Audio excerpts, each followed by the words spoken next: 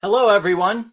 September 2022. Welcome to the National Inventor Club.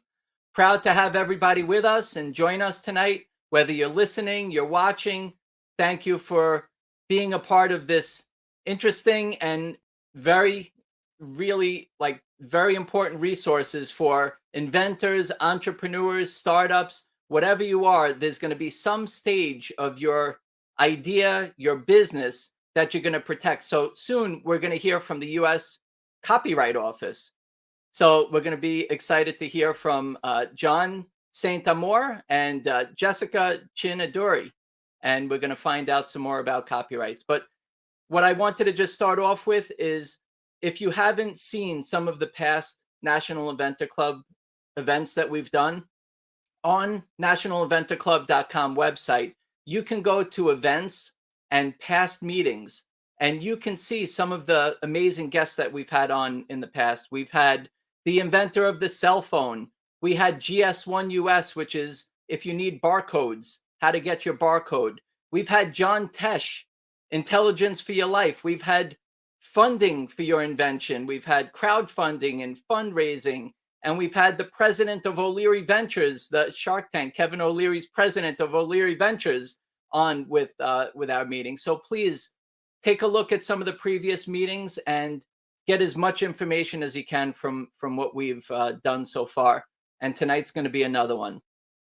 Also wanted to tell you, if you haven't already, please subscribe to the Inventor Smart newsletter. We have amazing articles in there, tips. You can hear from other inventors in the community. We have a lot of great resources in there. So please join the Inventor Smart newsletter. So when some of the other guests are speaking, I'll make sure to have those links included into the chat. So let's start off also by thanking all the members. We have membership, so you can join as a free member or a paid member. Free members, you have access to listen to these meetings, and we're happy to have you. Premium membership, what you will have is different types of benefits. One especially that I love, that we have a great collaboration, is right after the meeting, we have an after meeting mastermind networking event, and we talk about the topic of the meeting, and we help each other, and we get each other to the next level. So that's really exciting. We also have showcases for the members. So if you're an inventor or a service provider, you have a chance to do a 4-minute presentation in one of our upcoming meetings that you could talk about your invention, talk about your service, and be able to let everybody know and share and practice your pitch, which is interesting. Also, all the members get a National Inventor Club t-shirt. I have my polo. We have all the t-shirts. We'll make polos for everybody eventually. So that should be great too. So let's start off with Chris Foley. She is a National Inventor Club new member. So Chris, welcome. Thank you for being a member. Thank you, Brian. Thank you for the invite. Greatly appreciated. So why don't you tell us who you are, where you're from, and maybe take a quick minute, show us what you invented. Sure, thank you. Hi, everybody. My name is Chris Foley. I'm a floral designer. I've been in the floral industry for about 30, 40 years. And what I've invented is the floral caddy. What I have found in my industry is that when we do large events, those large centerpieces that you see on the table, there's always a hiccup in your transferring them. I have found in my experience, from the vase to the venue, there's a lot of damage and breakage. So I had the opportunity to showcase my first prototype at a convention, and I just want to share with you what it looks like. If you could see it, it's a caddy. Forgive me. So it's really the base. If everybody saw that, I'm going to just show you this now. So this is designed, it's about 15 inches, and it holds a dish such as these that we put those large arrangements in. If everybody could see that. So when we do it from the vase to the venue, it's easy for us to transport. to put in the truck, from the design table to the refrigerator to the van to the venue. And I'm quite excited. And I have to thank National Ventures Club for their support on this journey. And being a paid member, I have to say, has given me a lot of access to knowledge, to find out the sources that helps me develop this. I'm almost set for production. I just that's my next step, is to go into production. Great. And I'm quite excited. So thank you. Well, congratulations, Chris, on your accomplishments so far. And I'm Yeah. sure you're looking to see your product actually in production and selling it, and Yes. everybody in your floral world sharing it for the same reason you came up with it. So That's right. congratulations. Thank you for that. Thank you. Great. Thank you, Chris. Yeah. Okay. Next, love to give you some insider information from Charlene, who is the author of Launch Your Inner Entrepreneur. And she's going to help us with some tips and advice on just keeping us moving forward with our ideas. Charlene, thank you for joining us tonight. Thanks so much for having me, Brian. It's always a pleasure. And I've been to so many that I almost forget all the many things I've talked about. So I was thinking about it today, and I thought I might give some tips on growing your personal brand and building influence, because I know sometimes for entrepreneurs, for inventors, it's kind of challenging and a little bit daunting to put yourself out there. So if you're really thinking about how you want to establish yourself and network and get known in your industry, there are some things you can do. You can first and foremost think about those things that you want to be known for, maybe come up with 3 to 4 areas, and then you can start putting content out that's related to those areas. And maybe you're a person who likes to speak, so maybe you can create some how-to videos. Maybe you're a person who'd rather write. You can create a blog, you can do some writings, you can get featured in different magazines in your industries, different areas. There are a lot of ways that you can do it. You can do how-to seminars, whatever really suits what you're talented and what you want to be known for, and just kind of start doing a little bit at a time. I remember back when I get started as an entrepreneur, I thought it was overwhelming. I didn't know where to begin. So just really start small and then branch out from there.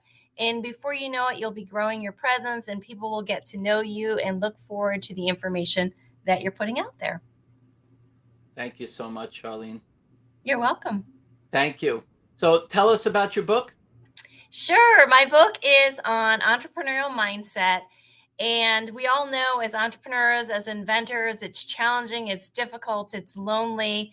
So in order to grow and move forward in your business, you have to develop the right mindset. And my book gives you some tools so that you can do that. It's so many different things, from becoming more resilient, from preventing and dealing with overwhelm because it's overwhelming, managing your time, increasing your confidence, all those things you need to do, because Brian will tell you, and I can tell you, it really is a mental game in order to be successful. Thank you so much, Charlene. You always give great advice, great tips. I follow you on social. Your book is amazing. I know that we've had great collaboration doing interviews on each other. So thank you, and keep doing what you're doing. We appreciate it. Thank you. You too. I'm happy to be here. Thank you. All right, let's hear from Will Salas. He is from the Patent and Trademark Resource Center. Now, talk about free resources. Will, why don't you tell us who you are and tell us what PTRC stands for and how it can help inventors out there? Thank you, Brian. Great to be here. PTRC's Patent and Trademark Resource Center, and like a long time ago, I was like many of your listeners. I woke up, I had a great idea, but I didn't know where to go next. And I discovered the Patent and Trademark Resource Centers. I wear a lot of hats. I work at the Smithtown Library in Long Island, New York. I'm a librarian first, but I'm accredited by the USPTO to give advice about what kinds of intellectual property protection are available to you. And if you're interested in patents and trademarks, I can perform for you a demonstration to get you started along that route. So for tonight's 2-minute tips, I want to share the idea that you should practice, practice, practice. So I'm going to share my screen, Brian. Let's see if we can get that up here. So you should be at the USPTO homepage right now. Go ahead. And what you want to do is, if you hover over the Find It Fast tab to apply for a patent, you now have to use Patent Center. EFS Web will be going away soon, electronic filing system. Patent Center was really nice about that. I'm going to click on the link now, is that you can kind of practice with a net, because at the very bottom, my advice is to click on the training mode. Switch to training mode, and you can do everything along the line of filing for a patent without actually filing for a real patent.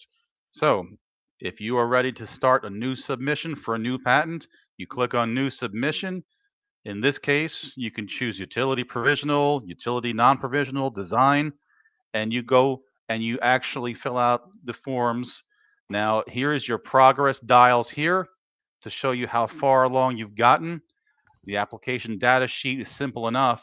Upload documents. These are not templates, folks. These are going to be documents you're going to be filling out from scratch yourself. Your drawings, your claims, your specifications, the background of your invention. This is why you're going to want to practice. And when you create these documents, do yourself a favor and use a docx document, because when you upload using a docx, the USPTO will be able to proof your documents, help you out with all those tedious things like page numbering, paragraph numbering, and all the ins and outs. So that is my advice for tonight, is to practice, practice, practice, Brian. And you have that excellent training mode sponsored by the USPTO itself. Now, if you'd like to practice with me and you're in the Smithtown area or Long Island area, I'm happy to have you come by and visit with me, but you could also visit with me via Google Meet. Speaking of visits, I have a special visitor next month when I have Brian Freed himself visiting the Smithtown Library. So if you're going to be in the Smithtown area, I'll have my contact information in the chat. It's going to be on Wednesday, October 19th. I'll have Brian and Yanni Mamstadaris, another local inventor, helping us kind of get that spark going so that we don't sit on our laurels and find out years later someone else is going to get rich off of our idea. Thank you very much, Will. So everybody, what Will does in the PTRC, Patent and Trademark Resource Center, they're kind of like a satellite office to the U.S. Patent and Trademark Office for searching the databases. And what Will would do, or other PTRCs around the country, which I wanted to ask you about, Will, what they'll do is they'll help you to pull prior art to compare what you have to what's already out there and make a decision if it's something that's patentable, or maybe you're doing research or whatever it is. If you ask Will his advice about your invention and what he thinks, he's not going to tell you. His job is just to pull prior art and to look at it, evaluate it, and then perhaps you might want to take it to a patent attorney or agent to maybe give you a patentability opinion to see, maybe to compare. So, Will, if we're not in Long Island, New York, where can people go to find the local PTRC? Well, if I can share my screen again, I'll show you. Let's do it as quick as we can. That would be amazing. Okay. Let's see. I don't see your screen. Okay, there we go. So now that we're back at the USPTO.gov homepage, what we're going to do is we're going to hover over Learning and Resources. Over in this first column, Researchers and Librarians. If you're looking for a researcher or a librarian, you'll have some nice information about the PTRC. Most importantly, wherever you are in the country, we are nearby. You can click on PTRC locations by state, and you go ahead and click on your state, and you will find us. One of us will be nearby and happy to help. Thank you very much, Will. Thank you for doing what you do. Another free resource from the U.S. Patent and Trademark Office, PTRC Patent and Trademark Resource Center. Will, thank you very much. We appreciate it, and we'll catch you again soon. Thank you. All right, now we have Elizabeth Doherty. She's from the Eastern Outreach Innovation Team at the U.S. Patent and Trademark Office. Elizabeth? I know we have some technical issues here, but let's see if we can make this happen. We have, but thank you for sticking with me. So, Brian, it's a pleasure to follow on the heels of Will, because I am a strong proponent of the PTRCs. In fact, just this week, I was at the PTRC in Atlanta, Georgia, conducting public programming. The PTRCs are such a valuable on-the-ground resource that I can't applaud them strongly enough. They are fantastic. I encourage your members to go out and make use of our PTRCs. Tonight, I have some quick pieces of information to share with you. News that has come about since we last met last month. In the first two things I want to share very, very quickly, just reflect our agency's commitment to the inventor and innovator, and to diversifying the world of those who see themselves as able to participate in invention and innovation. First and foremost, our director, Kathy Vidal, has been named as a co-chair of the National Advisory Council on Innovation and Entrepreneurship. She shares that role with Alejandro Castillo, who is the head of the U.S. Economic Development Administration. Together, they are going to help lead our nation, lead our world into helping remove barriers for entrepreneurs, ushering innovative technologies into the market, while facilitating federal dialogue amongst the innovation and entrepreneurship community. So it's an extreme honor for her, but it's also something that reflects the abilities and the opportunities that we are focused on for inventors and innovators.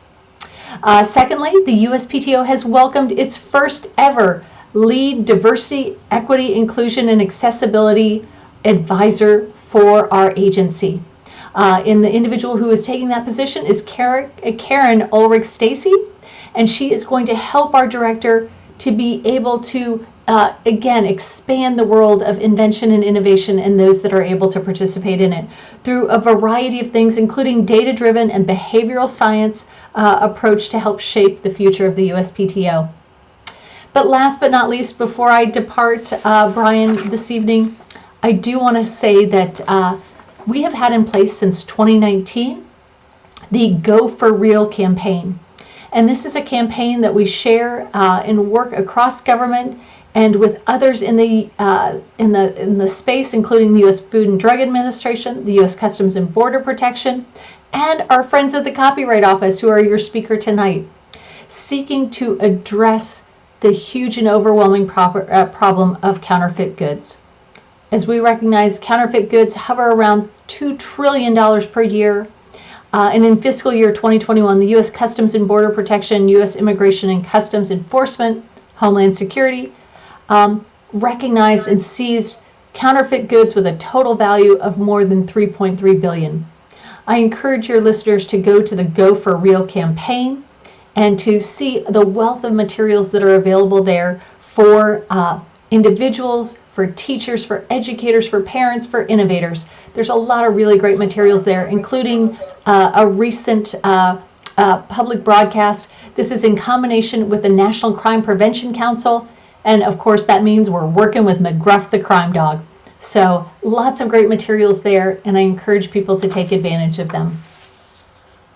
Thank you so much, Elizabeth. I know we've had some technical difficulties today, but we got through it. Thank you so much, as always, for being part of National Inventor Club. We appreciate your support, and it's always great to hear from the U.S. Patent and Trademark Office, all the great resources and inventor resources and small business, whatever you could do to help us. We appreciate it, and keep coming back. Thank you very much. Okay. All right. So now we have the U.S. Copyright Office, and the U.S. Copyright Office is going to talk to us about what to do, when to use a copyright, how to use a copyright, how to file for a copyright. I've had a chance to use the U.S. Copyright Office. Here's one of my copyrights that I got issued. I have a bunch of them. I just wanted to start off. I know some people told me that I should do it.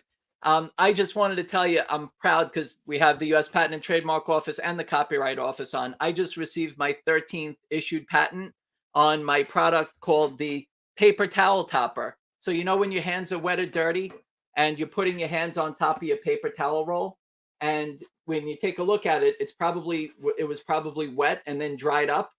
Or maybe your hands were dirty, and while they were, you pulled the sheet off and then you got it all wet and dirty on top. So what I did was I came up with this paper towel topper, and you put it inside any inner tube of the paper towel roll. And now when your hands are wet or dirty, you just put it on top and you pull the sheet off and it stays clean and dry. So that's my 13th issued patent. So just wanted to share that with you as an inventor success. I'm proud of that one. All right. So now back to the U.S. Copyright Office. The U.S. Copyright Office, we have Jessica and we have John. Welcome to National Inventor Club. Thank you. And congratulations, Brian. That's really exciting for you. Thank you. I was like, I don't think I should. And there's a bunch of people, just do it. Do it. I'm like, okay, I'll just do it. Anyway, thank you. So what we're going to talk about tonight, look, there's people at all different stages of their invention, their innovation. And at some point working on your invention, you're going to need to come up with how to protect it. Now, there's all different types of intellectual property, but we're going to talk about protecting your creativity and innovation with you. So first off, again, I'd like to introduce you. So we have Jessica Chinaduri and we have John St. Amour from U.S. Copyright Office. Maybe you could start off by just introducing yourself. Tell us who you are and what you do for the office. Sure. Good evening, everyone. As Brian mentioned, my name is Jessica Chinaduri, and I'm an attorney advisor at the United States Copyright Office in Washington, D.C. I work in our public information and education section, and I'm joined today by my colleague, John. John, go ahead. Hi, John St. Amour. As you can see, I'm an assistant section head. I'm in the also we're in the same overall office, but I'm in the information section, and it's our role in the information section to provide to the public the authoritative information on copyright law, regulations, and office policies. Excellent.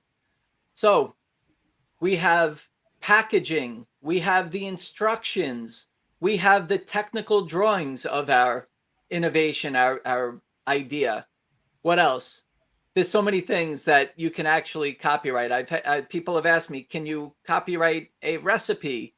Can you copyright a website page? So many different things. So hopefully you can answer our questions. And I know that you have some really invaluable information to share with us tonight. So why don't we get started? Yeah, definitely. So I'll be kicking us off today by talking about some copyright considerations for inventors, entrepreneurs, and startup founders. First, I'll cover the basics and discuss what copyright is, what it protects and what it doesn't, how long it lasts, and the rights of copyright owners. And then we'll cover the benefits of registration with our office. As we understand, some of you might be in the process of registering your creative works or want to in the future, as Brian mentioned. And then as a follow-up to that, John will actually provide an overview of our website, copyright.gov, and how to navigate that to find information and free resources. And then he'll also be conducting a walkthrough of our online registration system. And then lastly, I plan on providing kind of a brief overview of the Copyright Office, including some information about our strategic plan and some exciting recent developments at the office. So we'll leave about 15 minutes for questions at the end, and we'll be able to answer them at that time rather than during the presentation. And I think Brian will monitor those for us. So excellent. With that, we're already on our first slide. So I'll go ahead and get started. We just wanted to take a minute to kind of acknowledge that the National Inventor Club members and other listeners here today have received wonderful information from the USPTO on patent and trademark law. And those are, of course, two other areas of intellectual property in addition to copyright. And so this slide kind of points out the basic distinctions between the three.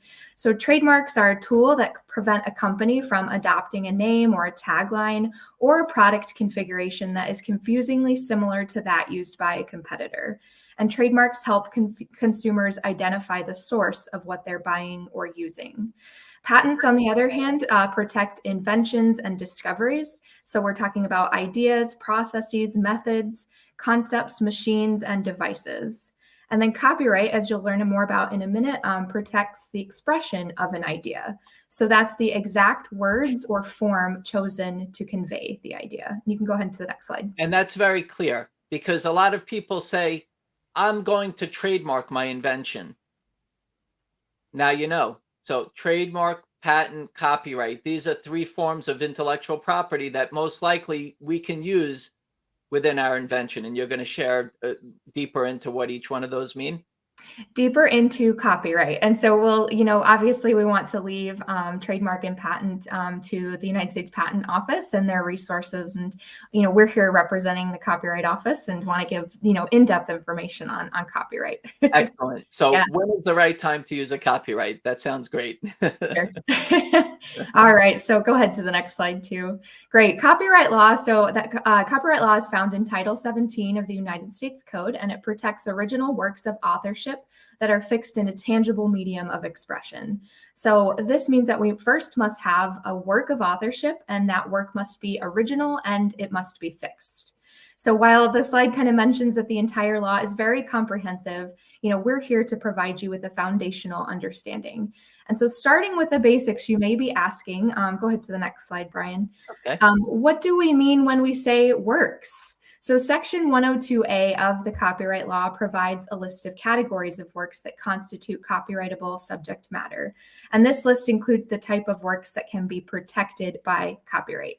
So these are literary works, musical works, including any accompanying words, dramatic works, including any accompanying music, pantomimes and choreographic works, pictorial, graphic, and sculptural works, motion pictures and other audiovisual works, sound recordings, and architectural works. So these categories are very broad, and they encompass what you can imagine to be many different types of works. But some examples of works that fall into these categories, or one or more of them, could include like a book or a pamphlet. So that's, as inventors, maybe it's a manual that you create for how to operate a certain product that you've invented. This was mentioned earlier, but in terms of website content, you could be writing a blog post about your invention. Literary works, also computer programs are considered literary works. As for artwork, we're talking about maybe a technical drawing.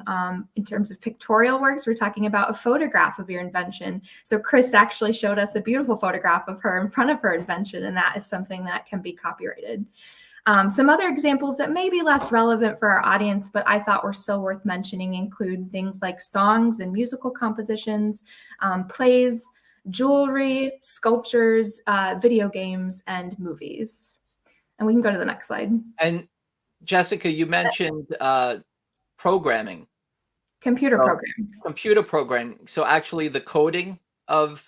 That's correct. So the deposit, so that what we call the deposit, which John will walk through in a little bit more depth, the deposit is a copy of your work, and the deposit requirement for the office is source code. So we're looking for copyrightable source code, and typically we're looking for the first and last 25 pages of your source code. Got it. Okay. Awesome. So while we see that, copyright protects a wide variety of works that can span many categories, there are works and material that inherently fall outside of copyright protection. So Section 102B of the Copyright Act gives us some examples of material that does not constitute copyrightable subject matter.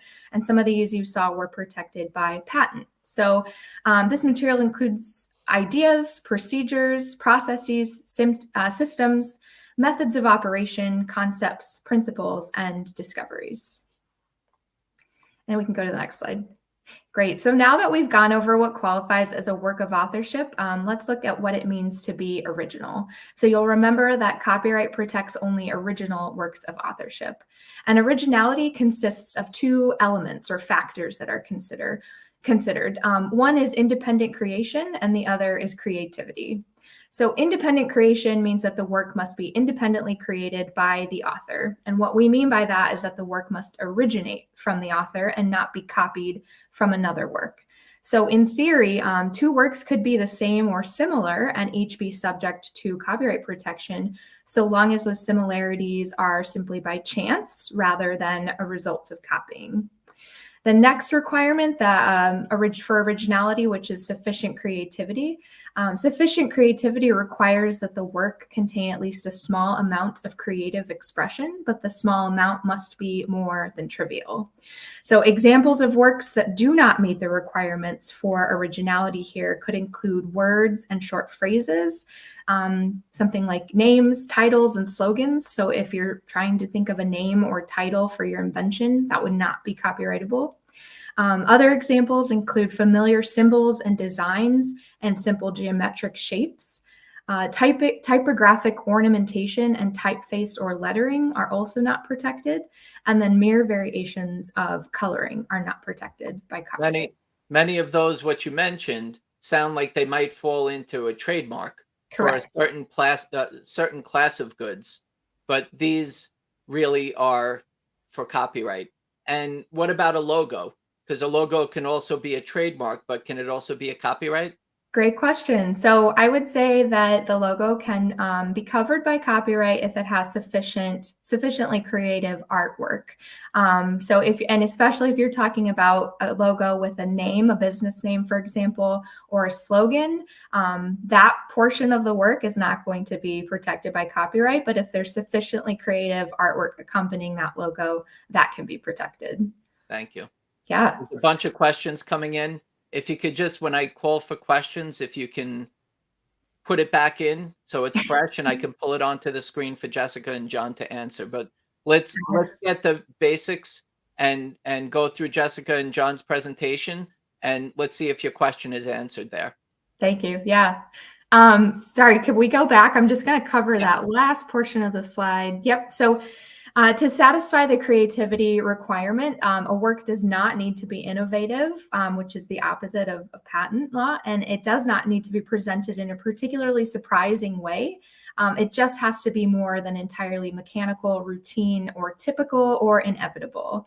So when determining whether a work is sufficiently creative, the office views the work objectively. We focus solely on the actual content that's presented to us, that's contained in the work, expressed in sounds, images, or other visible and oral elements.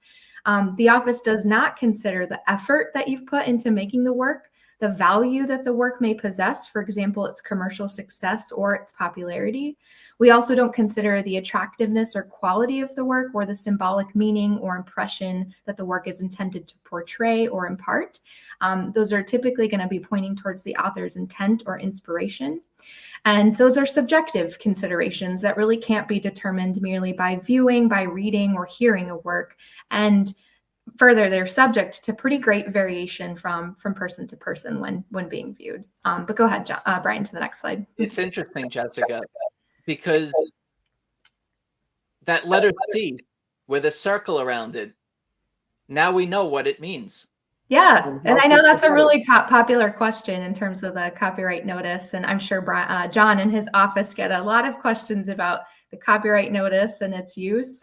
So I can clarify that right now. Actually, typically we're looking at works that were created after March 1 of 1989. Those do not need to have the copyright notice, but works created prior to that do, and that's simply because of a previous law that required that. But the 1976 Act that I kind of mentioned at the beginning, covered in Title 17 of the United States Code, does not require that notice anymore. But it's still kind of attributed to our office, right? And very popular and common to see. We've had the U.S. Trademark Office. So the TM is a trademark. Yep. And that puts people on notice not to use your name or your logo and or name in a certain class of goods.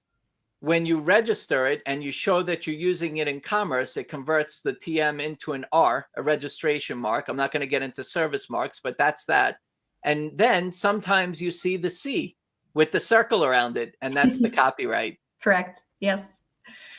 Awesome. So now I'm going to discuss fixation, and fixation is the third requirement for copyright protection. So a work must be fixed in a tangible medium of expression to be protected by copyright. So what we mean by fixed is that the work must be written, recorded, or otherwise captured in a copy or phonorecord and must be sufficiently permanent or stable to be perceived, reproduced, or otherwise communicated for more than a transitory duration.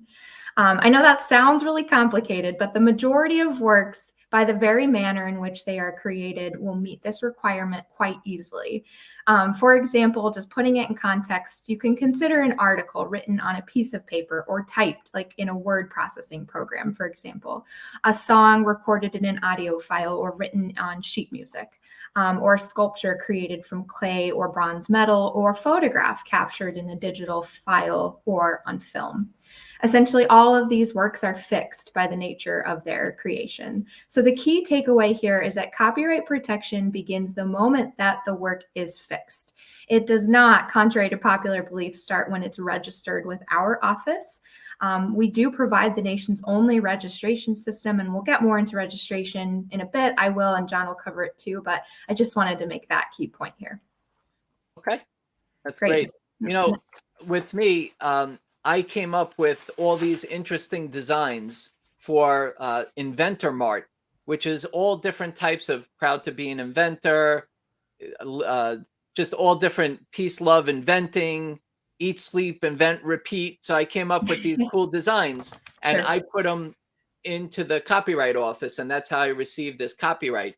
So there's amazing things that you could do with the copyright office, and we're going to go into it a little bit deeper, but just think about all the things that you're involved with, that you're drawing or that you're making, or just the visuals that you can actually put a copyright on.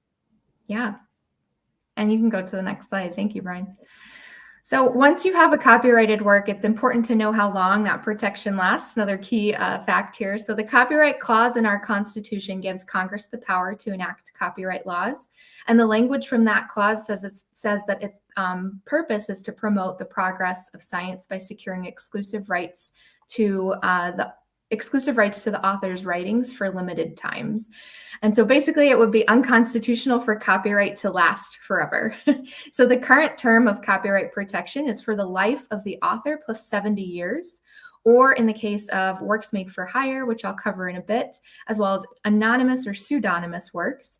The term is 95 years from the date of first publication, or 120 years from creation, whichever is shorter. And we can go to the next slide. Thank you.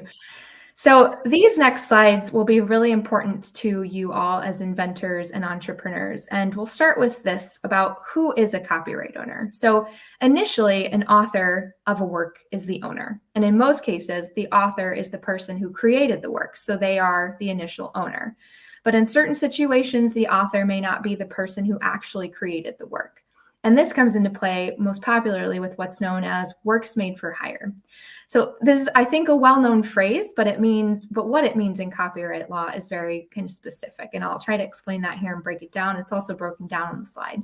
But essentially, there are two parts of the definition of a work made for hire. It's either created by an employee in the scope of their employment, or it's a commissioned work that fits into one of several specific categories listed in the law, and the parties in that agreement have entered into a signed written agreement explicitly stating that the work is a work made for hire. So in the case of a work made for hire, the author is then the employer or the commissioning party, as opposed to the person who actually created the work. And in these cases, the employer or the commissioning party is also the owner of the work. This is very interesting, Jessica, this topic. I just recently spoke to an inventor that has an invention and started to work with somebody to modify it. Now they're modifying it, and they might have come up with an idea on top of what they've already done. So a work for hire would most likely protect them from anything that they're working on within their invention, to be able to still call their own. You know, you're the original inventor on it. With the copyright, it's interesting also because you have people that are writing things for you, drawing things for you, and you want to make sure that you're still the owner and that they don't necessarily claim the rights to what you came up with. So Right. this work made for hire is really important. Yes, and I think it'll be on John's agenda to kind of, like I said, point out our free resources. And we have a lot on works made for hire because it can be such a confusing concept for the general public to understand. So yeah, it's something I wanted to point out. But in terms of ownership, works made for hire are just, one of the options that I listed here. A third path that we wanted to talk about is through written agreements. So copyright can be transferred in writing from person to person, from business to business, like a startup to another startup, and so on. But essentially, it must be in writing to be considered a legal transfer of ownership for our office. And there are lastly other types of transfers too, for example, receiving ownership by inheritance, but we won't go over those today. We just thought, definitely works made for hire would be the most beneficial for this audience. That's great. Yeah, we can go to the next slide. Thank you. Yeah, and this is another slide I kind of wanted to avoid getting too into the weeds. So the main takeaway here that I wanted to mention is that copyright is actually more than one right. It's really interesting, right? A lot of times people think and see the literal words copy and right next to each other and think that it's just a right to prevent others from copying. But in fact, there are 6 exclusive rights of an owner, and they're listed here. So the first 3 rights, reproduce, prepare derivative works, and distribute to the public. Those 3 apply to all types of works that we mentioned before. But the last 3 apply to only certain types of works because of the nature of the work. And so to explain that a little further, it'll make, I think, perfect sense. But like fine art, like a painting, it can't be performed publicly the way that a song can, for example, or a dramatic work like a play. But all works can be reproduced. All works can have derivative works based off of them, and then all works can be distributed to the public. But of course, I would say all 6 exclusive rights are important for you to keep in mind as copyright creators and owners. Go ahead. I'll pause here too to just let our viewers take note of all 6. Yeah, rights. it's very interesting. I guess we could take a question or two also while you're here. Sure. What about board games? What about board games? Can you protect that with a copyright? That's a great question. I think it would depend on the exact content being submitted, but the artwork, for example, I'm thinking about the artwork on the box, on the game itself, as well as the textual expression of the game instructions, for example. So all of that, I think, could be submitted together. John, did you have anything to add in terms of what your office might see or have questions on board games that might be helpful to add to that question? He does, and he's just got to get off mute. Oh, he put himself on mute. Unmute and then muted. Oh, John, you put yourself on mute. Okay. There you go. I've got windows on top of windows. Okay. Sorry. If you could only see my screen. Board games, again, we're talking about content. So what's on the board game? Right. So Jessica listed earlier the types of works that are subject to copyright protection. So and it needs to be sufficiently creative. So if you have artwork on a board game that is sufficiently creative, then it's subject to copyright protection. If you have the instructions and you have and the instructions are sufficiently creative, so there's enough content there, then yes, then that also can be. And you have works like that. The other thing too is sometimes you have, if it's a published work, what we call a unit of publication, because you have different pieces, right? Because a game can have many things.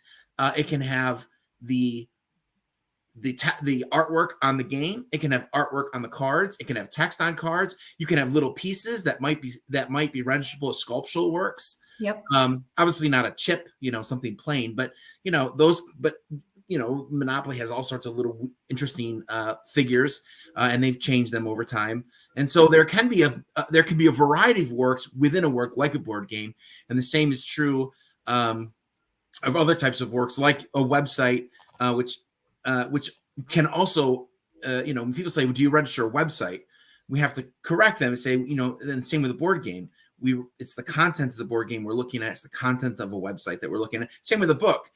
You think, well, it's literary work. Well, not always. The book could be photographs. It could be artwork. There could be a variety of things within the book. It's the content. It's the fixation of the content. And, do you have one of those types of works? Have you created one of those types of works that Jessica listed earlier? Thank you, John. We have a bunch of questions from the different social medias out there, so we'll get to them. Let's see what else Jessica and John will go over with us, and let's. Yeah. So I think I have one more slide on ownership, and then we'll jump into the exciting registration aspect. So we can go to the next slide. Okay. All right, great. So even if you're not an owner, there's still lots of ways to responsibly use works while respecting copyright. And I won't get into everything listed on the slide. I just wanted to mention the basics. One way is to simply ask permission from a copyright owner. You don't have to have ownership transferred in that case. You can just ask for a license to use their work. Another way is that exclusive rights of an author, the 6 that I mentioned, have exceptions and limitations, and those are listed in the copyright law in sections 107 through 122. The most popular one, the one you've probably all heard of, is fair use. This requires a pretty in-depth analysis of 4 different factors that the court will consider in a question or case involving fair use. But that's just an example of kind of an exception to an exclusive right. To an exclusive right. And then lastly, on the right side of this slide, we have, we just mentioned the public domain as well. So the public domain is where expired works are, works that are not protected by copyright, uncopyrightable subject matter, as well as works created by the federal government. All right. And so I think now we can jump into just our basics of registration in our next slide. Okay. Yeah. Wonderful. Thank you. So many people think that registering a work, like I said, with our office is required to have a copyright. So it's not the case. As mentioned before, when discussing fixation, copyright protection is automatic, and it begins the moment that the work is fixed in a tangible medium. So registration is not required in order to secure or obtain a copyright, but it's strongly encouraged because it does provide several important benefits, which I'll cover on the next slide. A couple of other important notes here are that registration needs to only occur once for each work. You don't need to renew your registration or re-register at a later date. And the Copyright Office is the sole administrator of registration in the United States. So what this means practically is that in order to pursue litigation in our court system, to enforce your rights, you'll need a registration decision from our office. And you can go ahead to the next slide, Brian. And Jessica, just like a TM, because anybody could put a TM on what they want. It's not being registered, or it has to be shown that you're using it in commerce to turn the TM into an R. That's for trademarks. For a copyright, what you're doing is saying, what you're saying is that we don't necessarily have to file with the US Copyright Office. We can just make a note or a log and show proof that it's our work of art and be able Correct. to. And I know you're kind of talking about the notice as well. And so that's what we mentioned earlier, right? About the copyright notice. It doesn't come because you registered the work with our office, for example. You can freely use the copyright notice. It's not required, but it's something that you can certainly use. Yeah, we can go ahead to the next slide. Thank you. Right. So yeah, I think this is going to be the most valuable slide for folks listening in, because the benefits of registration are huge. So as I mentioned, registration is a kind of a prerequisite. I'm sorry, not kind of. It is a prerequisite to filing a copyright infringement lawsuit for a United States work. And so what this means practically is if a work is infringed, then that work must be registered with the United States Copyright Office, or the office must have refused registration, just essentially made a decision in order to file a copyright infringement lawsuit. Registration can provide access to statutory damages as well as attorney's fees, and timely registration is required to claim statutory damages or attorney's fees in a copyright infringement lawsuit. What we mean by timely registration is that the work must be registered before the infringement began or within 3 months after the work was first published. Registration may serve as prima facie evidence in court. So what that means is that if a work is registered before or within 5 years after the work is first published, then the registration certificate that our office issues can provide evidence in court, and it creates a rebuttable presumption that the work has a valid copyright, and the facts in the certificate of registration are valid and true. I know many people are using copyrights that are selling on, let's say, Amazon or online, that the copyright is actually very strong. And if somebody's making something similar to yours or making your product, you can actually show Amazon, let's say, your copyright, and they'll make sure that the other product that's a replica of yours is off. We'll take down. Sure. Yeah. Yeah. There are lots of companies out there definitely putting in, more kind of strict policies and watching that sort of information and creating channels where copyright owners and creators can communicate with them to make sure that they're very clear about their work being online. Yeah. And it's great. The copyright to file a copyright and to get an issued copyright is fairly reasonable. That's all Yeah. relative to what that means to people, and also the Right. time that you're actually protected. So I don't want to take that away from John's part of it, but stay Right. tuned and listen to how much it costs and how long it lasts. Yeah. So I think the last few points on this slide are that registration. So registration can also provide information to those seeking to license your work or use your work by providing the name and address of the person or organization that a user should contact to obtain that permission. And then lastly, registration creates a public record that includes key facts about the work being registered. So facts such as who's the author, who's the owner, information about the title of the work, the year the work was created, if the work's unpublished or published, the date and nation of first publication, and the type of work that was registered, such as photographs, artwork, music, text. So yeah, that's kind of the gist of registration benefits. At this point, I'm going to turn it over to John. I think he's really going to be the star of the show tonight. He's going to walk you through filing an application. But first, he'll start with an overview of our website more generally. All right, John, take it away. All right. Let's have you unmute there, John. That first, right? There Okay. we go. So yeah, you got the page up. Awesome. You may or may not remember anything that Jessica or I say tonight. So I encourage you, or if you don't believe us, this is a great place to fact check our presentation today, is to go to our website. Everything that you're going to hear from Jessica tonight and from me tonight is on our website. In fact, I'm going to take you through parts of our website, so that'll be very clear. Our website is divvied up into sort of different sections. The main sort of heart of this of it are these drop-down menus. So where you want to find information about copyright is this, we call our law and policy section. If you want information about registering your work, this is the drop-down for it, right? If you want information on assignments of copyright. So for example, if you have an advertising agency make your jingle for your company, and then you want the jingle transferred to your company, there's going to be some sort of document that transfers it from that jingle company to your company, and you can so that your company is the one who you're putting the copyright notice on. You can make a public record of that assignment. Licensing, probably not important for folks here. This has to do with radio and TV and compulsory license. But the other big part is research, where you can go in and find not only where people can find your registration, if they want to look up, for example, whoops, let me do this here. For example, let me go to here. Brian, can you spell your last name for me? It's F as in Frank, R-I-E-D. All right, so let's see what we find when we do a nice, easy search for Brian Freed. All my secrets. All right, so let's see. Are any of these you? These are all under Brian. Uh-oh, that's going to be tough. Here we go. Let's see if we can.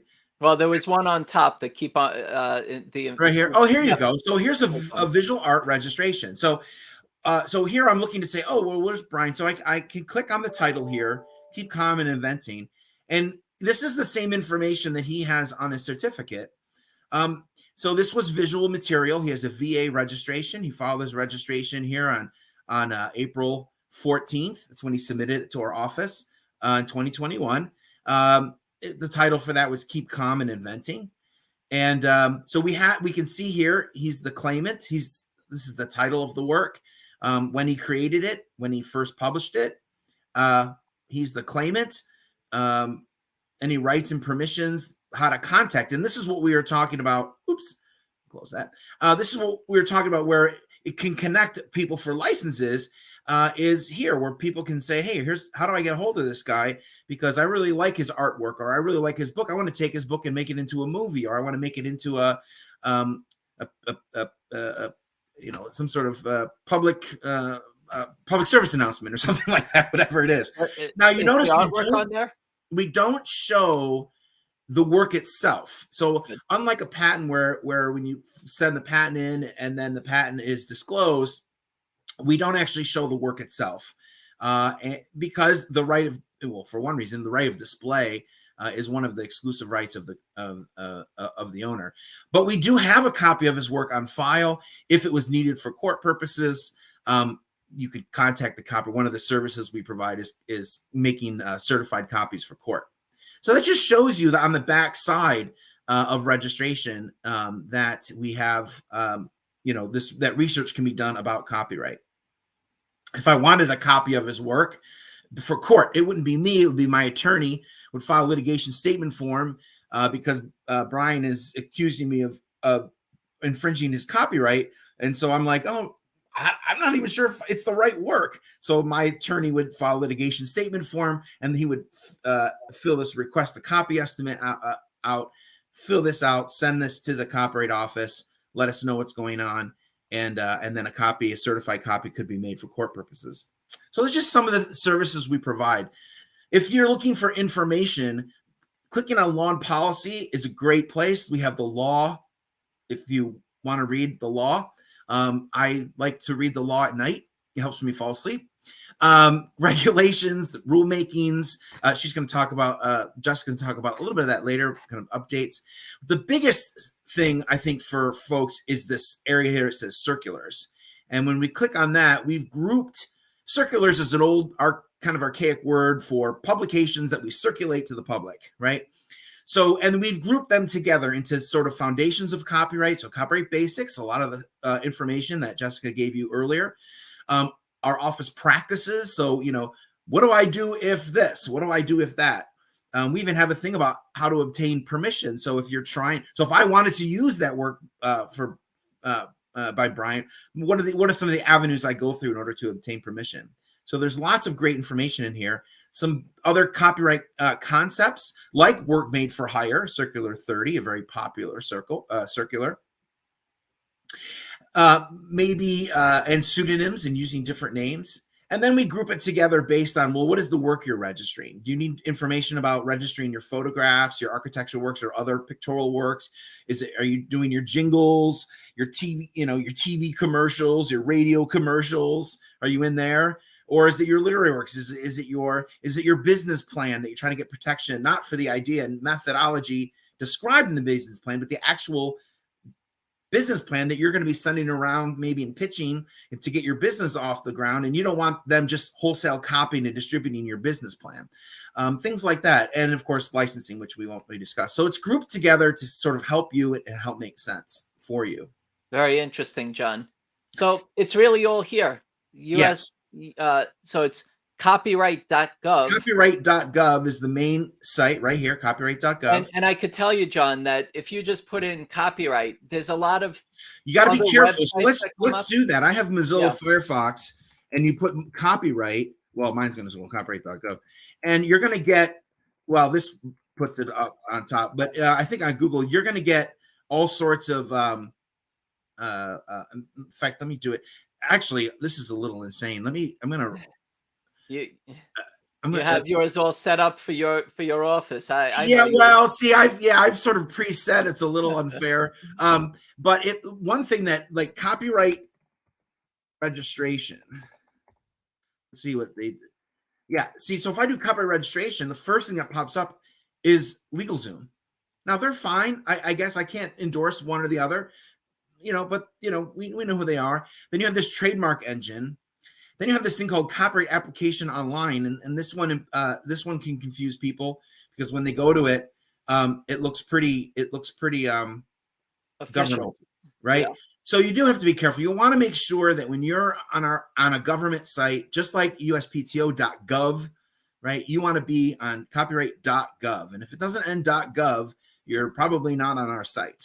And if it doesn't look like this, right now, right? Also, John, many people can hire somebody to do this, but you can also do this yourself, especially going through the website together. Well, here's going through the slides. Like, yeah, absolutely, you're empowering us to be able to do that. I've done them a bunch myself. I mean, when I do patents, most of the time I hire a patent attorney or agent. I've done copyrights myself. I've used patent attorneys or agents, but copyrights are fairly easy. Now, the Copyright Office, unlike USPTO, we've tried on some levels, but not as successful as USPTO in getting into libraries and having resource centers. But I will tell you that you can, and this was sort of was holding to the end, but we have a lot of sort of pro se services that you do. You don't need an attorney to file a registration. We have all the information here, the circulars, and there's a lot to show you. I don't want to get too, we're short on time. Yep. But I will say, and I'll just jump to this so I can get to registration, and that way I can sort of run my time. But you can contact our office. You click contact here at the top. And of course, we're going to provide, our phone number is down here, or, how to contact us. You can send us an email question. Another thing you can do is if you're like, look, I'm lost. I don't understand registration, or I don't understand some of these concepts. Of course, you can call our office. You can send an email. I really just need help walking through the application because I'm new. It's my first time. Great. Right here. Request a walkthrough. Bang. You do request a walkthrough. You put your information in, your name, your email, your phone number, type of application. If you know it, what are you trying to register? My logo, or whatever it is, my jingle, who knows? My board game. Someone mentioned that, right? And you don't always have to know the answer. We're asking you, is it published or unpublished? You go, I don't know what you even mean by publication. What does that mean? Who knows? And then you just give us, tell us what day you're available. Give us a few days in advance. I mean, if you go online right now and put in for times tomorrow, you're probably not going to get that. So, you say, hey, I want to do something next week. I can set up the time. I have my first choice of date and then 3 choices of time during that date. So we fill this in, any additional comments, do the little caption text and hit submit. That comes to my office. And one of my staff members, one of my library technicians, will contact you, usually in 24 to 48 hours after. They will contact you and they will confirm one of those appointment times. They will call you at the time of the appointment, and you have 30 unfettered minutes with my library technician to walk through the application. And That's 30 great. minutes is plenty because we know what it is. Now, there's some questions, and I'm going to show you the application right now. There are some questions that you're going to need to know the answer to because my library technician is going to answer, is it a work made for hire or not? Is it, those kinds of questions? What do you mean? What is a pseudonym? So I'm going to show you what we ask in there. And if you have any questions about what are we asking, you call that phone number or you send the email first. Once you sort of know, okay, this is what they're going to be asking in the application, I'm ready to be have someone to walk me through it.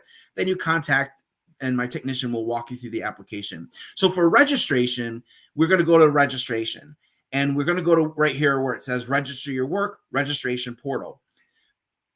When I do that, this page, there's some information things pop up, and then it's just the newest information. I'm going to X those out. You can see here we have, log in electronic system. Just like if you're going to order a pizza online, you've got to create your own user account, right? To use the system, and it's free to create the account, okay? But if you're not sure of your type of work, if you want more information about what you think you're registering, then just come down here. And you can click on learn more about literary works, and we'll give you all sorts of information. We even have video tutorials that walk you through the standard application and other applications. It's 10 minutes. So you're going to get a pretty thorough walkthrough, and not only of just the application, but also how to make the payment and how to upload your work to us. Well, but let's today talk I can about only take that. you through the application. Yeah, let's talk about that, John. So Yeah. how much does it cost and how long? Well, we're does going to it get there. last? We're going to get there right now. Oh, okay.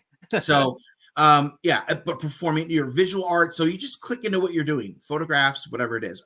And when we say other digital content, we have great information about your computer programs, about your blogs, your websites, the content of your website, and that sort of thing. So when you're ready to make a registration, you click login electronic system. Then and by the way, you're going to want to be on Mozilla Firefox or Microsoft Edge. So our system is not very compatible with Google Chrome, or I'm sorry for you creative people who are Mac users or Apple users, but Safari is no good either. So just download the Mozilla Firefox web browser when you're going to make a registration. You can use any platform just to get information off our website. But if you're going to make a copyright registration, you're going to want to be on Mozilla Firefox. That's what I'm on now. You're going to create your own. So if you're a new user, once you get to the login page, and I also encourage you to mark it as your favorites, just bookmark it so that you can come back anytime. You don't have to go through all that early stuff of trying to find this page. Just bookmark this page. If you're a new user, it's your first time, you're going to click here. You're going to say, hey, I'm a new user. And we're going to ask you to fill out some information about yourself. You're going to create your own user ID that's unique to you and your own password and verify that. And you're going to create your own challenge. So instead of like drop down and it's like, who is your, your mother's best friend's sister's great aunt, so some wacky, you're going to create your own question. All right. Well, and then put your own answer in there. okay. And then the system will log you in at that point. Great. So John, I just wanted to pause for a moment because we're at we're going to get in there real quick, but I'm going to go ahead and log in and you can talk. Okay. What I wanted to mention was John has a little bit more to go, and I think it's going to be great information and obviously a lot of questions that are coming through. So the after meeting mastermind networking that we were going to do, if it starts to get a little bit later, then we can reschedule that so all the members can join afterwards, and we can talk about tonight's meeting and also help each other with inventions and ideas and everything else that we do. So let's continue to have John and Jessica give us some more information while we have them on National Inventor Club with us. Once you log into your account, you can see it's welcome John. It knows my name. I can change my profile information up here if I want to. I can just go to my profile and make whatever changes, either to, like if I move, I can change my address and those kinds of things. If I'm creating a corporate account, if I'm going to have a company business, so I'm going to have my own user account, but it's for my business, I can create that information in here. I'm going to see when I look on my homepage, I'm going to see if I have any open cases. Open cases are cases you've already submitted to the Copyright Office and it's still pending. We're still examining it. Closed cases are cases that we're done. We've already rendered a decision, and you've probably gotten a certificate, as Brian did. Any working cases. So if you start an application, and you're like, oh, I'm out of time, I got to go. It's fine. You can just stop where you are. It will save everything up to where you hit continue, or if you can hit save for later, it will save everything you have at that point. And you can always go into your working cases and come back and click on the case number and go back to that working case. Oh, what'd I do? Oh, nuts. I did a terrible thing. I used my browser, but that's all right because it's going to get me right back. Okay. And so basically my cases, my applications, any application I have filed using the system will show up in my applications. You want to look back to see what applications you filed because you can't remember. It doesn't mean that it was approved. These are just the applications and what the applications looked like. So I filed some registrations for my father-in-law, and I can see those registrations and I can see what the application looked like if I want to. And go back and take a look at it. And this is how the application was submitted, not necessarily how it was completed. Actually, okay. I'm not going to save that. I'm going to move on. When I'm ready to make an application, I just come over here to one of the copyright applications. Most of the time, you're going to be using the standard application because you're going to be registering one of your works. Okay, we have certain other types of what we call group registrations, where you're registering multiple works at the same time. Each of these different group registrations have very specific rules as to what can be registered in that group. And if it doesn't fit that group, then that's not an option for you. Okay. One of the more popular ones, of course, if you've taken a lot of photographs of your product and you want to register the photographs themselves, because we do see that sometimes where, you've created an invention, you have your photographs and somebody else starts to use advertisements with the photographs that you took of your own products. And you're like, wait a minute, how did they get my photographs? They stole them from your website. So you could do group registrations of photographs, either unpublished photographs up to 750 or published photographs up to 750 published within the same calendar year. The standard application is the one I'm going to take you through today. But I'm going to we're going to do choose your own adventure. So I'm going to I clicked on standard application. It just lets me know here, little base, read this. It just lets me know, hey, you can only do this to register one work. Okay, you can't do this to register groups. And you're like, yep, I read that. I'm going to start my registration. Okay.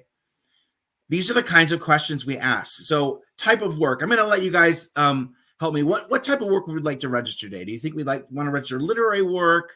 Well, let's talk about a photo, because somebody in the audience said that they want to register photos. So let's try to go through this as quick as we can, Sure, John. We have a lot of questions. We'll do one photograph. So we would click on visual arts, okay, and it reminds us what visual art is about, and then we click here, and then we hit continue. It's going to ask me the title of the work. So this is the sections of the application on the right side. This application is going to ask we need to know what is the title of the work you're registering, right? So we enter in the title of the work. All right.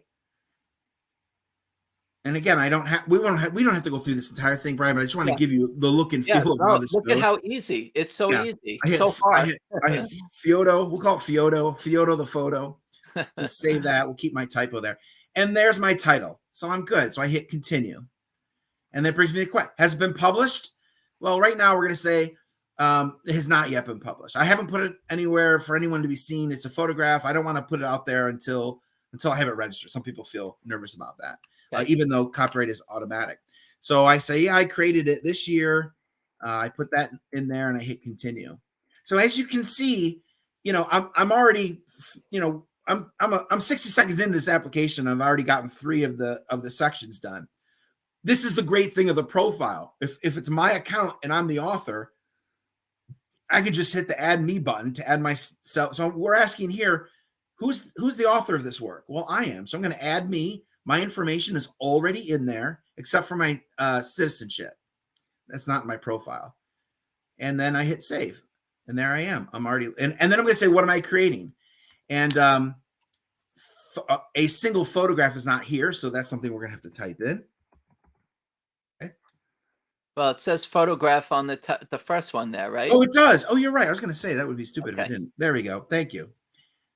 I don't do VA that often. All right. So here I am. That's me. It's a photograph. That's my authorship. I hit continue. There's no other authors. Who claim it? That is, who's claiming copyright? Me. I am. I created it. I'm claiming the work. So I'm just going to hit add me again. I'm going to save my information. I'm going to continue. Okay.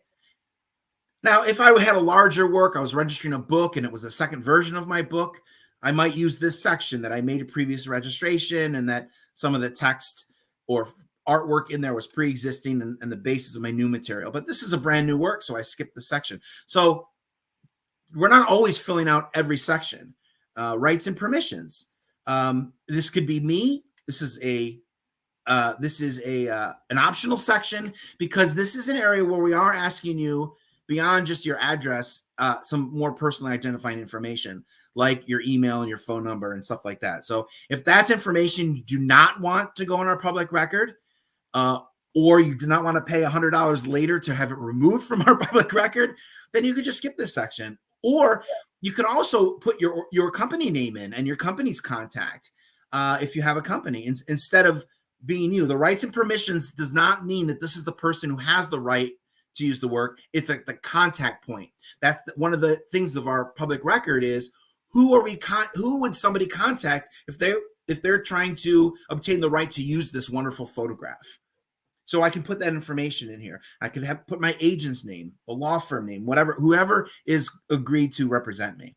I'm just going to skip it for now. Yeah. Correspondent, add me, boom, populated, right? Mail certificate, mail it to me. Okay. Now, if you're having some sort of this photograph is maybe it was already published, and you're ready to go to litigation for this, or you have issues with your product that is subject. Maybe it's a sculptural work. Your invention maybe includes some sort of sculptural elements that were registered with copyright, and a company is illegal manufacturing and sent in the United States. It's a customs matter, or you have some sort of pressing legal matter. It's going to be an extra $800, but you could do special handling. We're going to complete this registration usually within a week. Most registrations take 2 to 3 months, and the standard application fee here is $65. Those group registrations range from $55 to $85. Well, that's what many of the audience was rating. $65 is the standard rate. Yeah, $65 is the standard rate. There is a situation, actually, if I was just one person registering one photograph, I might actually use a different application. In fact, I'm going to back out of this now in the interest of time. It's 9:15, but there's another application here that's called register one work by one author. So if it really is just me registering my one photograph or my one sculptural work or my one jingle, and I'm the sole creator of that or whatever it is, then I'm going to use this. If there's any situation where there's been a transfer of copyright or multiple authors, multiple owners, if I'm, well, you can use a pseudonym. Yeah, if it's a work made for hire, you're going to be using the standard application in those cases. So that's just an overview, but I want to show you, I mean, we ran through that application pretty fast. I mean, I think, you know, and I was talking a lot in there. So once you're familiar, Brian's got several of these. Once you're familiar with this system, it just rolls. And you have that add me button to really save yourself some time. And as I said, the back end of that is that we have this record search that you can go in and find your registration. While the copyright notice while neither the copyright notice nor the registration is a requirement, you see that they provide valuable information. One is when you put a copyright notice on your work, you're notifying the person who sees that notice that you're claiming copyright to that work. So if they use it, they're running a risk of infringement. And when you place it on record, that's another place. And in tandem, a registration and a copyright notice work together in tandem, particularly if you do have to defend your copyright and someone tries to claim innocent infringement. You say, well, Judge, we made a timely registration and the work had a copyright notice on it. So it's silly to say they didn't know it was subject to copyright protection. And how long does it last? And again, copyright lasts for your entire life plus an additional 70 years. So it's something you can pass down a couple generations. And $65 per filing. $65. You can file as a group, but that one application covers all of what you're filing that one time. In that group. Right. And you never have to register again. So if you register the work first as unpublished and you don't make any changes to it, but it becomes published, you don't have to file a copyright registration. We do accept a duplicate registration for that purpose. It's one of the few purposes where we actually accept duplicates. Otherwise, we generally don't even accept a duplicate registration for the exact same work. That's been unchanged. Excellent. But again, the research is a place you can go to on the back end, and your logos, your jingles, your board games, whatever you have, we're here for you. Awesome. And again, call us, contact us. If you put this form in here, you can even say, "I was at the National Inventors Club meeting, and I have a question for John." You can put that right in here, and that's top of the list. That's going to come to me. It's going to come straight to me. They're going to give it to me. So awesome. All right. Well, thank you both. So let's hear from the audience. There's a lot of questions. Let's start off with Jeff. Hey, Jeff, good to see you on here. I understand that anybody in any country may register their works here, even in not being used or published in the U.S. Is that right? So the work does not need to be created in the United States or, fixed in the United States in order to receive copyright protection with our office. I think that's essentially what that question's getting to. Yeah. Great. Thank you. And let's see if we can answer these as quick as we can so we can help as many people as we can out. So, Tim, what mark do I need on the photo? No mark needed if it was created after that time range that we mentioned. So John kind of pointed to the circulars as a resource. There is a circular on the copyright notice, but generally you do not need a copyright notice or another mark on your work. Okay. Good to see you on here, Sean. Does a copyright protect all of an artist's painting artwork, or do they have to copyright each one? Well, so copyright protection, again, begins the moment that the work is fixed, right? So that begins automatically. I think this question's probably asking about registration. And so registration is, as John mentioned, you could submit a group registration where you're getting multiple works protected in that one registration. But for a standard application, it's one work per application. Okay. And now go ahead. There's no blanket registration. In other words, you can't submit something and say, "Oh, this is our company, and we're gonna create paintings," and then give us a couple examples, and then that registration only extends to those examples that were sent. It doesn't extend to future renditions. Correct. Of even to a point of derivative works to some extent. But yeah, each time you create a new work, there's a basis for you to create a new registration, but there's no blanket registration. Keep your questions coming in. Hopefully Jessica, John, you're okay to stick around for a few minutes and answer them. Sure. Awesome. All right. Here's more. Keep them coming in. Seems like the more, oh, Brian, hey, good to see you on here. Seems like the more something, maybe anything can identify you or your product, the more important this is. I guess, do you mind clarifying? Do you know what he's asking, Brian? Well, it seems like as you're getting more into what you're doing, it seems like this is an important aspect of what you should protect. Yeah, I think what this is pointing to is just being a creator, right? And I think that being a creator, ultimately, the more creative that you get and the more works that you produce as a result of your creativity, the more that you want to, register works with our office and make sure that you have those registrations in place for not only the licensing and permission to use questions, but also potential infringement. Great. Yeah. I want to give a shout out to the class. The MBA classes at Oswego University, SUNY Oswego. I'm actually in the middle of taking my master's there, and I know that some of the classes are on and getting credit for your presentation tonight. So thank you. And shout out to SUNY Oswego. All SUNY right. Potsdam grad here. SUNY Potsdam. Nice. All right. Joe Vanek, is all of this protection benefit only pertaining to the USA? What if there is a foreign entity that infringes?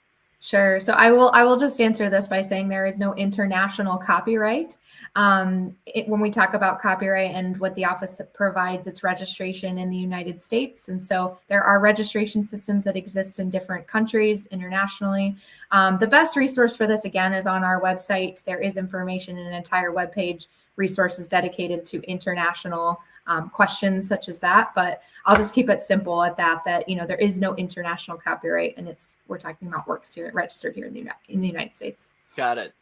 Peter, if I use a magic trick in a math or science lesson in a way different from the original magic trick's use, can I copyright my original lesson plan? It's a great question. I would almost say that magic trick is kind of like inspiration. So that's something that we mentioned earlier is not subject to copyright protection. What is in this situation is the lesson plan, the written textual expression along with the artistic expression that might be in that plan. You might have gotten the idea from something else. You might have gotten the idea from speaking to someone else, and that's okay, right? Because the idea is not protected in terms of copyright. We're talking about that's okay because the idea is not protected by copyright. So the work itself would be the lesson plan in this situation. Got it. All right, a couple more. Sure. I have a question. May I copyright an IT application? I think we answered this in the beginning, right? So this, I think, is like an application on a phone or a computer application. Yep, I would say that. So when we're talking about computer programs, again, the source code is what we're looking for at our office in order to be able to register the computer program. You are allowed to submit the screen displays that are generated by the source code. So that could be the app itself. I know that John and his team have probably seen that quite a bit, and the examiners have seen that quite a bit as well, where you're submitting a package essentially for a computer program, and that includes the source code as well as the screen displays. So those are the two protectable aspects of an application, and that could include, the artwork and the copyrightable text that are on your application. But like the theory of it, right? The idea of your application, not protected by copyright. Got it. I like what Alexa said earlier. She said, "Who knew? Pro se available." I like that too. That's golden, right? I just ran through that one again. Yeah. So another great resource for us to protect our ideas, our intellectual property, but also to be able to almost do it by ourselves. Some people might not have the patience for it. John, you showed us how easy it was to kind of zip through it. I've showed hundreds of people how to go through and use your copyright office. And I'm one of your biggest fans. I think copyright is something that is easy, inexpensive, and lasts for as long as you last, as long as you live. So Sure. It's something that you should definitely take advantage of. Even if your CAD file, your technical drawings, the instructions that you're making for your invention, the packaging, your logo. I mean, all these things you can really take advantage of and copyright to protect it. Your website design, just submit it. $65, lasts forever.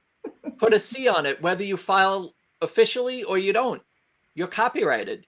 So congratulations on another part of your intellectual property. And for us, a lot of times our goal is to build up assets, and having a copyright is one of them.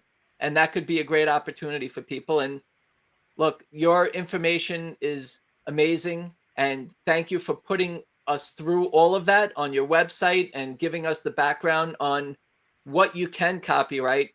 Yeah. And all the different things that you could do with it and how to protect yourself. So we really appreciate this. Yeah, and well said. I think we're all copyright owners, even if we don't suspect it, of course, as inventors, entrepreneurs, definitely. But I would be remiss if I didn't mention, I know I didn't get to talk fully about our strategic plan, but one of the pillars of our strategic plan is what we call copyright for all. And that's essentially what we're doing to make the system as understandable and accessible to as many members of the public as possible. So that includes individuals, small business entities, as well as historically underserved communities.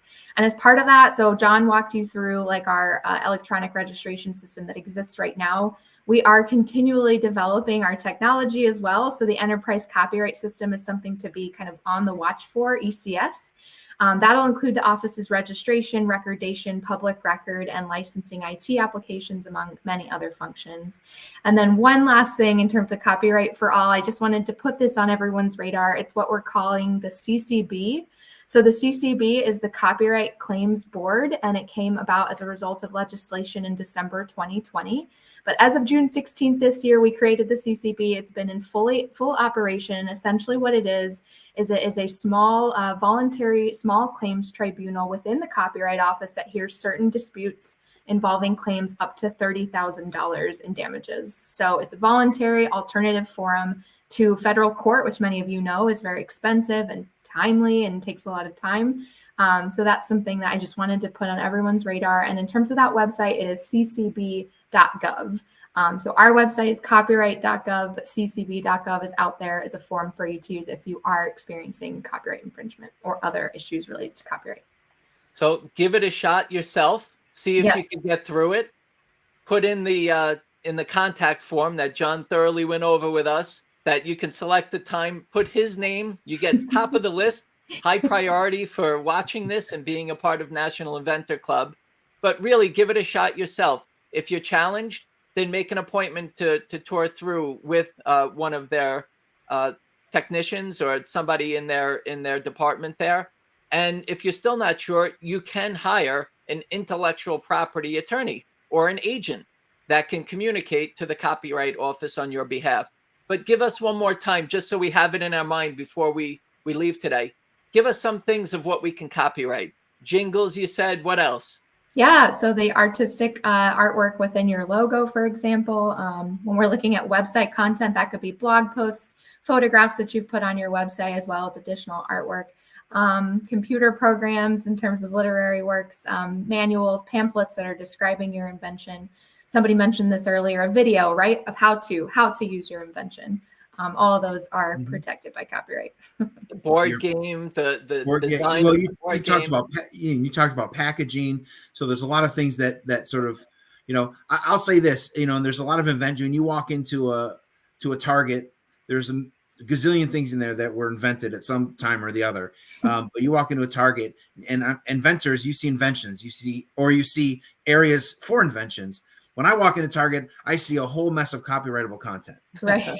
It's all over the place, from the fabric designs to the on the clothing, and some of the clothing, to all the packaging, the boxes, the greeting cards, you name it. It's just copyright. It's all the icons, the icons on our phone, True. the pictures, some of them, yeah. pictures on our phone, all these things. What about let's see if we could get Dara.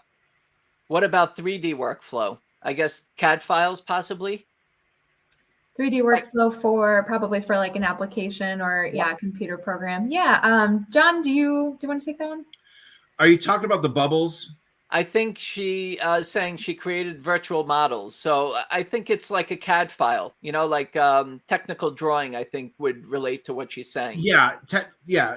I think a CAD. I think of architectural works and things like that. Right. Yeah, the technical drawings can be the bubble workflows, right, Jessica? I think don't fly. I was going to say that would be tough, especially if we're just talking Yeah. about basic geometric shapes and words and Yeah, phrases, right? but a technical drawing certainly Yeah. would be registrable. Yeah. So Write a all book. this to say, you know, I can't and John can't, we can't be your copyright attorneys, but like Brian mentioned, there are copyright attorneys out there, intellectual property attorneys who you can turn to for your fact specific, you know, situations. But then of course, in terms of free resources, our office is always there as well. And yeah, we just want to encourage you to continue being creative. It's wonderful to see your works and always really exciting to talk to a group like this. So thank you for having us, Brian. Thank you. I'm honored, and we continue to have amazing guests. And look, the U.S. Copyright Office is on National Inventor Club. Thank you so much for being a part of it. This is amazing information and valuable information to everybody that's listening, watching. They could be on now. They'll be watching afterwards, listening afterwards. We'll make sure that everybody has this information available, and they can watch it and go step by step through the process like you did. In 2 minutes, you were practically done with the whole application. It's pretty simple. So thank you for making it easy for us, and to give us a shot for $65 for a lifetime is a great opportunity for everybody to be a part of the Copyright Office. So thank you both for joining us, and we hope to catch you again soon. Keep in touch. We appreciate it very much. All right. Sounds good. And everybody enjoy the rest of your evening. Thank you. Thank you. Go Lakers. That's right. Oswego. Oswego Lakers. Yep. All right. Well, thank you, everybody, for being a part of our National Inventor Club September 2022. And I'd like to just end off by saying one of my copyrights, which is keep what is I have peace, love, inventing, but keep calm and keep on inventing. That was one of my copyrights, and you can get that on a t-shirt, on a bag, on socks. If you go to inventormart.com, I have a bunch of my copyrights that are on there that you can buy and be proud of being an inventor.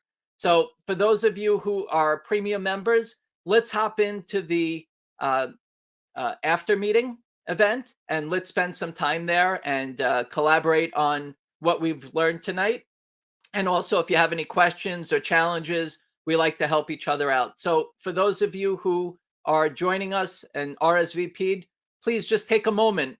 It takes just like almost like a copyright, just a few minutes to be able to sign up as a free member of National Inventor Club, or a premium member if you'd like to be having benefits on top of the membership. But we'd love to continue having you and being a part of it. So one more time, keep calm and keep on inventing. Thank you very much from National Inventor Club. Have a great night. I'll see you in the after meeting for those of you who are members. Good night.